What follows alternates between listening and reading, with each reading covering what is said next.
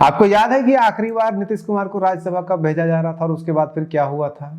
मैं बता देता हूँ। 31 मार्च 2022 को और 30 मार्च, उसी दौरान पे खूब हल्ला मचा। सबने जो है वो खूब अपना अपना बैटिंग किया, मीडिया से लेकर के अपोजिशन से लेकर के पोजीशन से, जितने भी सब लोग खूब बोले कि अब तो नीतीश कुमार राज्यसभा जा रहे हैं और वहाँ से फिर देश के उपराष्ट्रपति बनेंगे। उसके बाद फिर क्या हुआ था? उसके बाद फिर 6 महीने के भीतर बिहार में सरकार बदल गई थी, एनडीए की सरकार गायब हो गई थी और महागठबंधन की सरकार आ गई थी।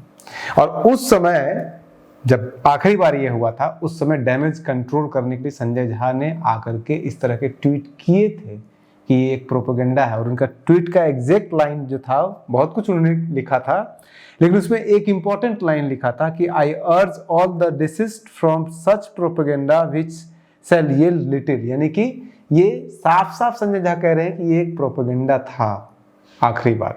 हालांकि ये प्रोपेगेंडा का जन्म भी कैसे हुआ था? नीतीश कुमार किसी मीटिंग में मीडिया वालों से बात ऐसी करते करते, स्पेशल कोई प्रेस कॉन्फ्रेंस नहीं था, चलते चलते मीडिया वालों से कहते कहते मीडिया वालों ने पूछा उनसे कि आप क्या राज्यसभा या उपराष्ट्रपति बनने की ऐसी खबरें आ रही है? तो नीतीश कुमार ने ये तो नहीं कहा कि हाँ मैं जाना चाहता हूँ, लेकिन बोला कि अब तो हम तो लोकसभा के सदस्य रह ही चुके हैं, विधानसभा के सदस्य रह ही चुके हैं और विधान परिषद के भी रह चुके हैं, तो वही तो एक बचा है राज्यसभा, और वही तो एक है जहाँ पे हम नहीं गए हैं। लेकिन ये नहीं कहा कि हम जाएंगे वहाँ पे। और उसके बाद फिर कयास खूब, और कयास ऐसे लग गए कि राबड़ी देवी तक ने स्टेटमेंट दे दिया कि वो चाहेंगे कि नीतीश कुमार जो है वो देश के उपराष्ट्रपति बने। आरजेडी वाले सबसे ज़्यादा खुश हो रहे थे कि अब नीतीश कुमार यहाँ से बिहार से जाएंगे तो उनकी पकड़ जो है वो मजबूत करने में उन्हें आसान होगा। बीजेपी को तो लपेट सकते हैं, नीतीश कुमार को लपेटना आसान नहीं है, या फिर बिना नीतीश कुमार के जेडीयू को लपेटना आसान है। तो वो लोग भी बहुत खुश हो रहे थे। लेकिन उसके एक दिन के भीतर 31 तारीख को ये खबरें राबड़ी देवी से लेकर के हर जगह से स्टेटमेंट आता, और 1 तारीख होते होते संजय झा और बाकी सभी लोगों का, पार्टी के लोगों का स्टेटमेंट आना शुरू हो जाता है। उपेंद्र कुशवाहा उस समय ने सबसे पहले स्टेटमेंट दिया था कि नीतीश कुमार मुख्यमंत्री थे, हैं और रहेंगे, ये उनका ट्वीट था। संजय झा जी ने फिर 2-2 ट्वीट किया बैक टू बैक कि नहीं ऐसा कुछ नहीं, ये सब प्रोपेगेंडा है। अब ये सवाल उठता है कि इस बार किसका प्रोपेगेंडा है?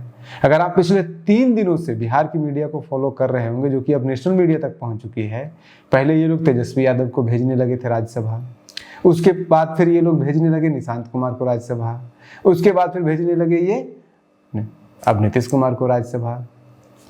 तो बेसिकली मीडिया के पास कुछ है नहीं कंटेंट, वो आपको हर 4 घंटे, 6 घंटे, 8 घंटे के बाद कुछ ऐसा बस अनर्गल सा सूत्रों के हवालों से कुछ अनर्गल सा आपको बयान या कुछ ऐसे ही नैरेटिव चला देगी जिसको आप देखने पे मजबूर हो जाएंगे। उनको व्यूअरशिप मिल जाएगा, उनको इंप्रेशन मिल जाएगा, बात खत्म। उसके बाद 8 घंटे 10 घंटे के बाद फिर एक नया नैरेटिव, जैसे पहले तेजस्वी जा रहे थे राज्यसभा, उसके बाद फिर निशांत जाने लगे और उसके बाद फिर अब नीतीश कुमार जाने लगे, कल होते होते कोई और नैरेटिव आ जाएगा। अब इतना ही इनका सूत्र स्ट्रॉन्ग है, तो आप बताइए कल से पहले किसी ने कहीं पे भी कोई भी खबर चलाया था कि नितिन नवीन जा रहे हैं राज्यसभा?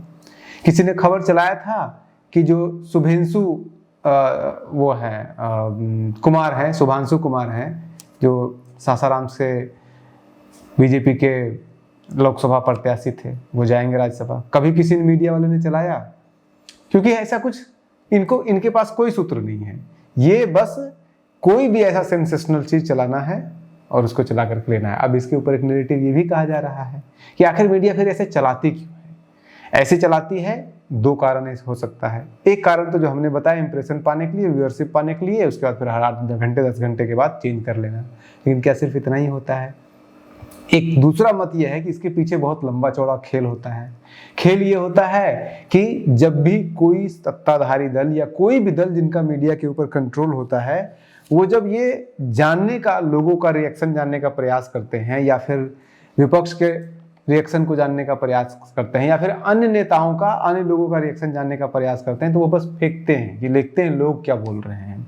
तो इस बार भी क्या रिएक्शन आता है? क्योंकि पिछले बार जब फेंका गया था तब तो रिएक्शन जो है जेडीयू की तरफ से बहुत कटाक्ष वाला आया था कि नहीं नहीं ऐसा नहीं हो सकता है, विरोध का आया था। संजय झा भी ने ट्वीट किया, उपेंद्र कुशवाहा ने भी किया था। लेकिन इस बार जब इस तरह का फिर से फेंका गया है तो हर कोई वेलकमिंग कर रहा है। जेडीयू के जितने भी लीडर हैं, चाहे वो संजय गांधी हो, चाहे फिर वो श्रवण कुमार हो, चाहे फिर वो जितने भी लीडर हो, हर कोई ये बात कह रहा है। कोई ये नहीं कह रहा है कि क्या करेंगे, निशांत कुमार जाएंगे राज्यसभा या क्या होगा ये नहीं पता, लेकिन इतना हर कोई कह रहा है कि निशांत कुमार अगर आते हैं राजनीति में तो मोस्ट वेलकम है। उसका सब लोग बेसब्री से इंतजार कर रहे हैं। हालांकि बीजेपी पिछले बार 2022 में जो कुछ हुआ था उससे एक सीख तो ली थी कि 2022 में जब इस तरह के खबरें फैलाई गई कि नीतीश कुमार राज्यसभा जा सकते हैं, वाइस प्रेसिडेंट बन सकते हैं, तब बीजेपी के लीडर बड़े उछल रहे थे और कह रहे थे कि हाँ ऐसा तो होना ही चाहिए, अब बिहार को सुधारने के लिए कोई योगी जैसा सीएम चाहिए बिहार को। और ये छोटे बड़े सभी नेता इस तरह की बात बोलने लगे थे बीजेपी उस समय पे 2022 में।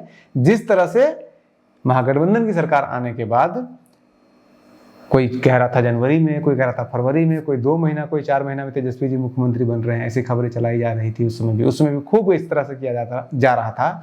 लेकिन इस बार अगर आप देखेंगे तो जब से 2025 में चुनाव का नतीजा आने के बाद, जब से नीतीश कुमार मुख्यमंत्री बने हैं, तब से कोई भी बीजेपी लीडर या कोई भी मीडिया जब इस तरह का कोई भी प्रयास करता है कि एक अल्टरनेटिव क्रिएट किया जाए, नीतीश कुमार का अल्टरनेटिव क्रिएट किया जाए या फिर अल्टरनेटिव सीएम हो सकते हैं, तो बीजेपी कंप्लीटली डिनाई कर रही है। जेडीयू के लीडर इस बार एक्सेप्ट कर रहे हैं अगर आप देखेंगे तो, चाहे वो संजय झा हो या फिर कोई और हो, लेकिन बीजेपी के सारे लीडर डिनाई कर रहे हैं। अभी गिरिराज सिंह का स्टेटमेंट आया, वो आपने देखा होगा, उन्होंने साफ साफ कह दिया कि मतलब सीधे डिनाइल मोड में चले गए और सीधे सीधे कह दिए कि ये सब तो फालतू का बात है, होली में इस तरह का मजाक होता ही रहता है। और आप ये भी गौर कीजिए कि जब नीतीश कुमार की सरकार 2025 में इलेक्शन का चुनाव आने के बाद, चुनाव का रिजल्ट आने के बाद आया था, उस समय सम्राट चौधरी का एक इमेज क्रिएट करने का कोशिश किया जा रहा था, योगी के जैसा बिहार में बुलडोजर बाबा वाला। उन्होंने साफ डिनाई किया था, सदन के अंदर डिनाई किया था कि यहाँ पे उनके शब्द हैं सम्राट चौधरी के कि बिहार में कोई मॉडल, कोई बुलडोजर नहीं चलता है, यहाँ पे सुशासन का मॉडल है, यहाँ पे नीतीश कुमार का मॉडल है। तो इस बार गलती वो बीजेपी नहीं कर रही है और अभी भी नहीं कर रही है। लेकिन अंततः बात वहीं पे आती है फिर कि क्या कहीं ऐसा तो नहीं है कि जेडीयू इस तरह के किसी नैरेटिव से इतना नाराज हो जाए और अंदर खाने आरजेडी से चर्चे तो नहीं हो रहे हैं कि कहीं बिहार में फिर से सरकार बदल तो नहीं जाएगी। जब हर कोई गप्पे मार रहा है, हर कोई जो है बकैती कर रहा है, तो हम भी बकैती एक कर देते हैं। और बकैती ये है कि जैसे 2022 में इस तरह का अफवाह उड़ा था कि राज्यसभा जा रहे हैं नीतीश कुमार और वाइस प्रेसिडेंट बनेंगे, उसी तरह से इस बार भी जब इस तरह की अफवाह उड़ रहे हैं तो ये कहा जा सकता है कि पिछले बार जिस तरह से एनडीए की सरकार गिरी थी, इस बार भी गिर सकती है। और इसके पॉसिबिलिटी भी है, ओवैसी पहले ही बोल चुके हैं कि नीतीश कुमार छोड़िए बीजेपी को, आइए सब लोग मिलकर के सरकार बना सकते हैं, और सरकार बन भी सकती है टूट फूट कर करके। बाकी क्या होगा वो कोई नहीं जानता है, हम बस सब लोग बकैती कर रहे हैं, तो ये भी एक बकैती साथ में रखिए और आप बने रहिए न्यूज़ हंटर के साथ। नमस्कार।